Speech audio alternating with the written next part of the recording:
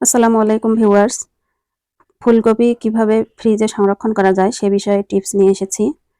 ফুলকপি একটা শীতকালীন সবজি, সারা বছর এটি পাওয়া যায় না। প্রথম দিকের ফুলকপিগুলো অনেক কচি থাকে, তাই এগুলো খেতেও মজা লাগে।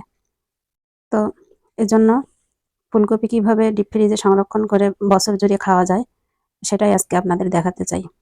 এজন্য ফুলকপিগুলো প্রথমে পছন্দ মতো কেটে ধুয়ে নিয়েছি।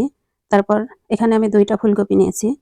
একটা বড় হাঁড়িতে ফুলকপিগুলো দিয়ে সামান্য একটু লবণ আর হলুদ দিয়ে পানি দিয়ে ফুটে ওঠা পর্যন্ত জাল করেছি।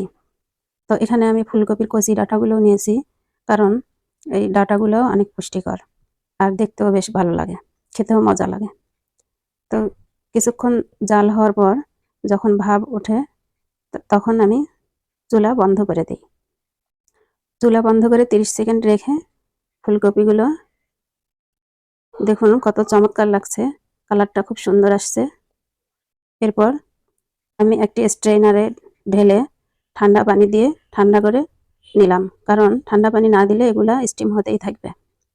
তো এগুলা ভালোভাবে ঠান্ডা হওয়ার পর রুম টেম্পারেচারে আসার পর এগুলা পলি ব্যাগ বা জিপলক ব্যাগে অথবা যে কোনো কৌটায় করে ডিপ ফ্রিজে সংরক্ষণ করা যায় আর সারা বছর জুড়ে খাওয়া যায়।